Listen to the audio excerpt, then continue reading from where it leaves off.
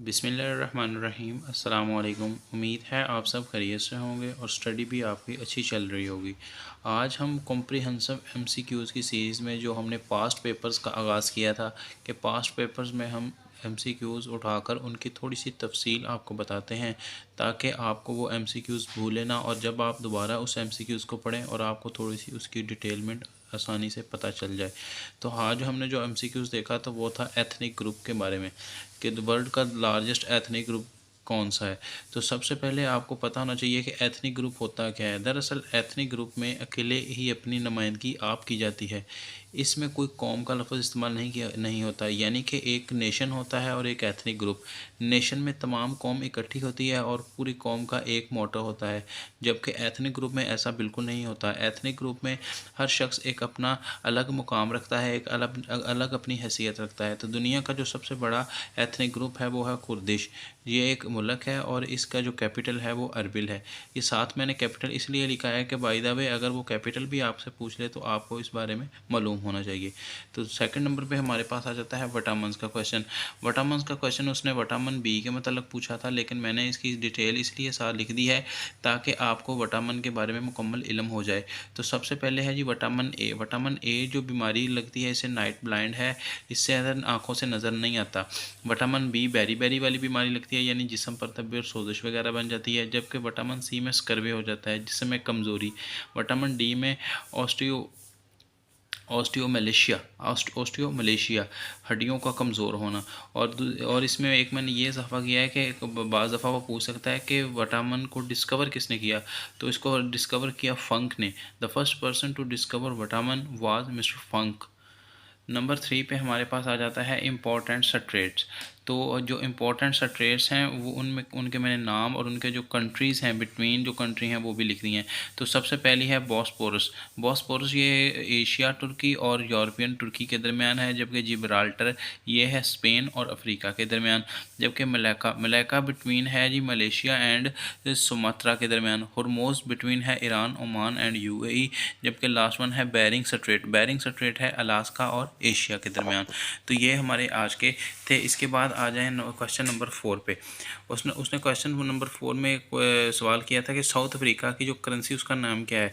तो मैंने south Africa का जो कैपिटल और करेंसी उसके साथ जितने उसने ऑप्शन दिए थे उनके जो कैपिटल और करेंसी का भी साथ जिक्र कर दिया है। तो सबसे पहले साउथ अफ्रीका, उसका कैपिटल है केप टाउन और उसकी करेंसी है रैंड, साउथ अफ्रीकन रैंड। जबकि तंजानिया का जो कैपिटल है वह डोडोमा और उसकी करेंसी का नाम है शिलिंग। जबकि सोमालिया का कैपिटल है मोगाडिशु और उसकी करेंसी है शिलिंग। उसके बाद क्वेश्चन आ जाता है इंटरनेशनल लेबर ऑर्गेनाइजेशन पे। इंटरनेशनल लेबर ऑर्गेनाइजेशन ये इस्टेब्लिश्ड हुई 1919 को। इसके फाउंडर थे Paris peace conference. Paris peace conference जो हुई थी उसमें इसको उसकी बुनियाद रखी गई और इसका हेडक्वार्टर जेनेवा में है और जेनेवा स्विट्ज़रलैंड में है। जबकि इसके करंट प्रेसिडेंट का नाम है गोय राइडर उसका नाम है। उसके बाद उसने एक एंटोनिम पूछा था यूफोनियस का एंटोनिम क्या है। तो सबसे पहले आपको पता होना चाहिए कि यूफोनियस का मतलब क्या है। इसका मतलब है खुश अलहान, खुशी के लम्हात। तो इसके सैनोनिम में हम देखें तो इसके सैनोनिम में आ जाता है मेलोडी के बाद आ जाता है ट्यूनफुल और उसके बाद स्ट्रीडेंट। जबकि इसके एंटोनिम की बात की जाए तो इसके एंटोनिम में आ जाता है ट्यूनलेस, डिस्कॉर्डेंट, डिसोनेंट। उसके एंटोनिम के साथ मैंने वो मतलब भी वाज़ेह कर दिए हैं। ट्यूनलेस का मतलब बेआहंग, जबकि डिस्कॉर्डेंट का मतलब है नामौजू और उसके बाद डिसोनेंट का मतलब है बेसुरा। इस तरह ये आपको इसके मुकम्मल इसके सैनोनिम और एंटोनिम का भी मुकम्मल और वाज़ेह इल्म हो गया। उसके बाद आ जाता है हमारा क्वेश्चन जो है जी कि famous streets in the world. तो यानी कि ये स्ट्रीट्स का अगर पूछे तो उसके कंट्री का पूछ सकता है, अगर कंट्री का बताए तो वो स्ट्रीट का पूछ सकता है। तो सबसे पहले जो मैंने नोट किया है वो ये है कि बेल्डविन स्ट्रीट किधर है। तो ये न्यूजीलैंड में वाक़ है। अगर वो ये भी पूछ सकता है कि न्यूजीलैंड में कौन सी स्ट्रीट जो फेमस है तो वो बेल्डविन स्ट्रीट है।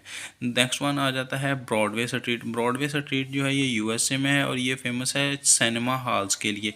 सिनेमा हॉल्स की सबसे फेमस स्ट्रीट है। उसके बाद आ जाता है कैनाल स्ट्रीट। कैनाल स्ट्रीट जो यूएसए में है, कि यूएसए। उसके बाद डाउनिंग स्ट्रीट। डाउनिंग स्ट्रीट जो है जी, ये इंग्लैंड में आ जाती है। इस तरह ये फेमस स्ट्रीट्स हैं जिनके मतलब उसने बताया गया है। उम्मीद है इंशाल्लाह ताला आपको ये लेक्चर अच्छा लगा होगा और इंशाल्लाह ताला आप इसको तसल्ली के साथ याद भी कर सकते हैं। आप इंशाल्लाह ताला इसको साथ साथ पढ़ते रहें और इस तरह मैं नेक्स्ट जो जिस तरह पास्ट पेपर पढ़ता हूँ उसके जो इंपॉर्टेंट एमसीक्यूज़ हैं उनका मैं आपको साथ साथ थोड़ी थोड़ी तफसील बताता रहूँगा और आप इंशाल्लाह ताला अपने नोट्स तैयार करते रहिए और साथ साथ तैयारी भी करते रहें ताकि इंशाल्लाह ताला आप कामयाब हो सकें। मेरी दुआ है अल्लाह ताला आप सबको कामयाब करें और अल्लाह ताला आप सबको आसानियाँ अता फरमाएं। अस्सलामु अलैकुम व रहमतुल्लाह।